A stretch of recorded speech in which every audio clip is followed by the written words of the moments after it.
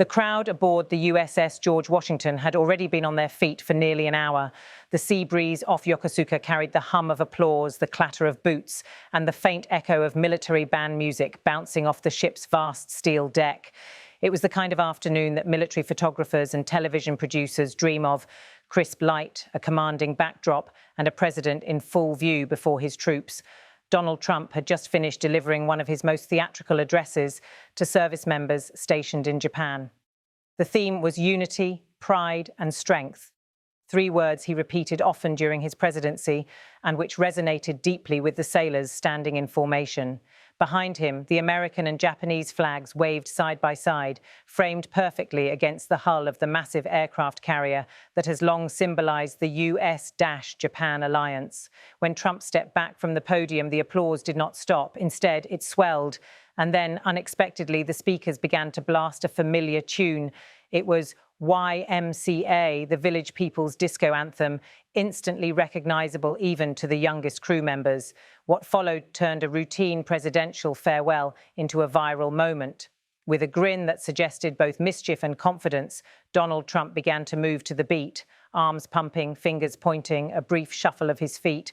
The President of the United States dancing before hundreds of US Navy sailors.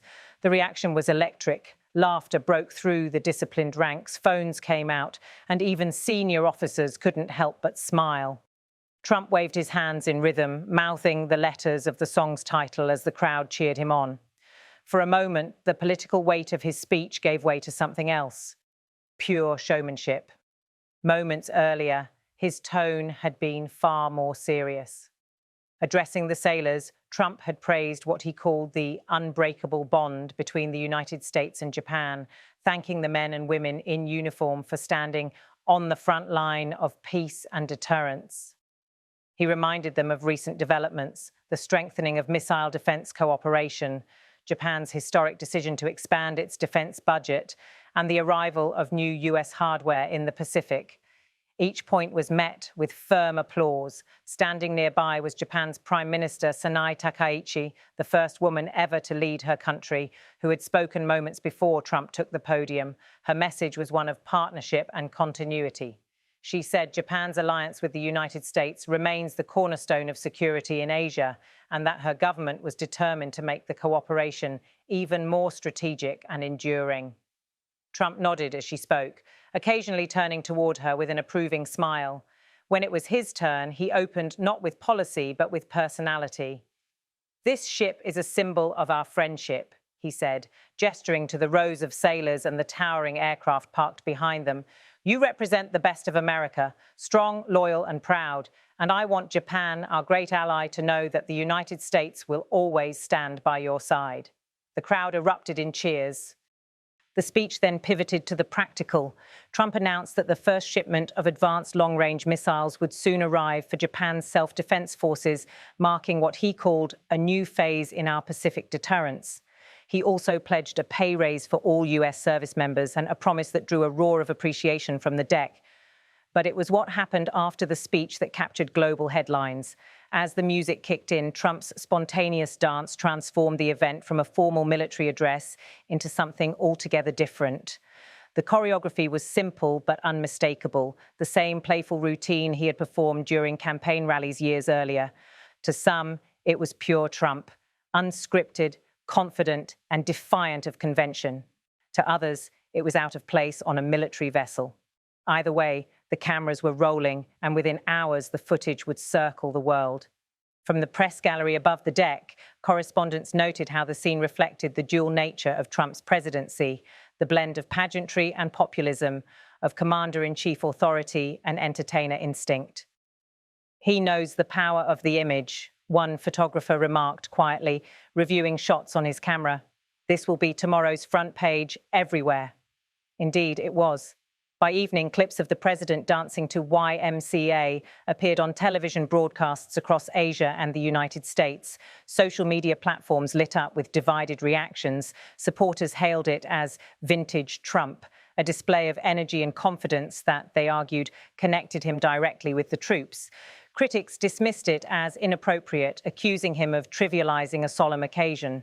Japanese commentators, meanwhile, focused on the symbolism, an American leader celebrating on Japanese soil, underlining both the intimacy and the imbalance of the long alliance. But for the sailors who were there that day, the tone was far simpler. Many described the atmosphere as joyful, a rare moment of levity amid the routine discipline of naval life. "He made people laugh," one petty officer said afterward. "You don't forget something like that." As the music faded, Trump waved one last time, gesturing toward Prime Minister Takaichi before heading down the gangway. She offered a polite bow, her expression composed but visibly amused. The two leaders had spent the morning in bilateral talks that ranged from trade and security to technology cooperation, subjects that underscored the growing strategic weight of Japan's partnership with Washington. For Tokyo, Trump's visit carried both symbolism and substance. His administration's policies toward China, particularly the focus on supply chain independence and Pacific deterrence, had already reshaped Japan's defense calculus. Under Takaichi's leadership, Japan had taken steps once considered politically unthinkable, doubling its defense budget and approving joint missile development with the United States. Trump's appearance aboard the George Washington was therefore more than a morale boost. It was a visual confirmation of a deepening military bond. The USS George Washington itself is no ordinary backdrop.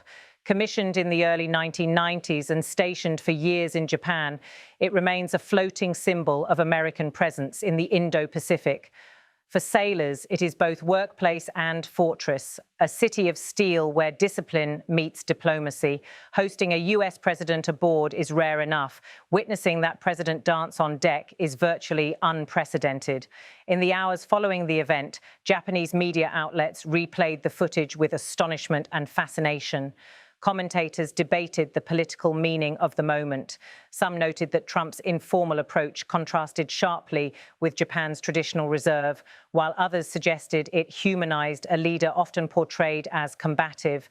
Editorials in Tokyo's evening newspapers described the event as the meeting of American exuberance and Japanese precision, a paradox that defines the alliance itself.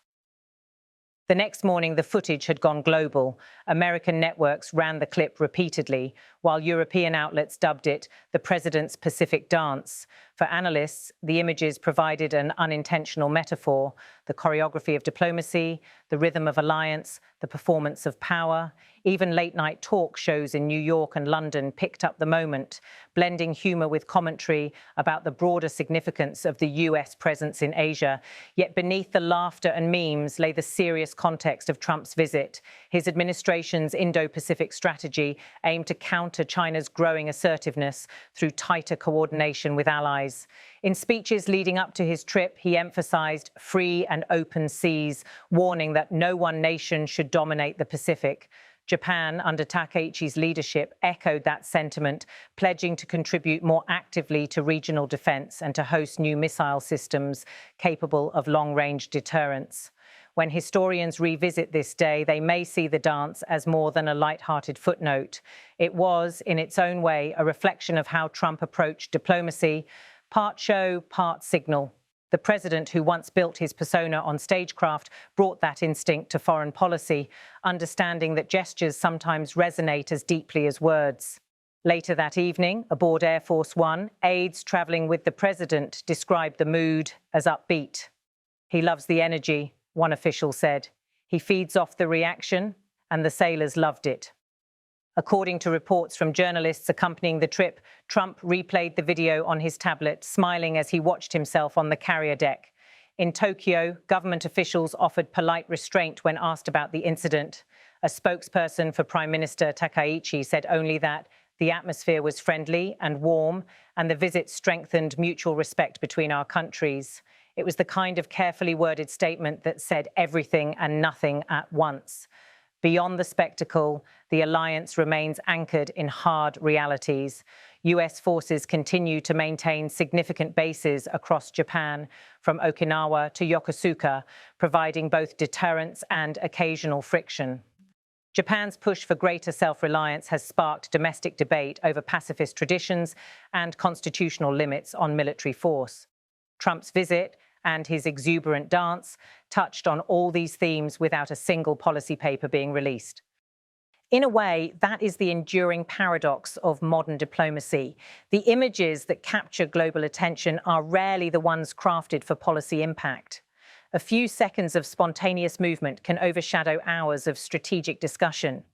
Yet in doing so, they reveal the human dimension behind power, leaders as performers, audiences as witnesses, and politics as a stage upon which perception shapes reality.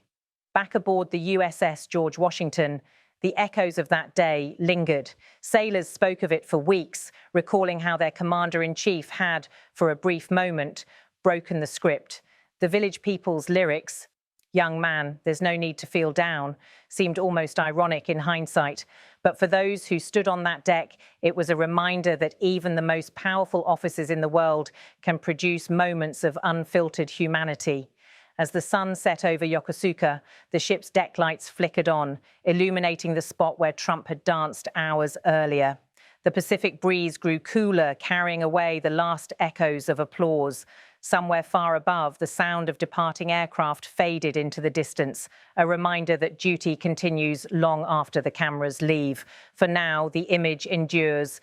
Donald Trump, President of the United States, dancing to YMCA before the US Navy in Japan, a gesture at once improbable, unforgettable, and unmistakably his.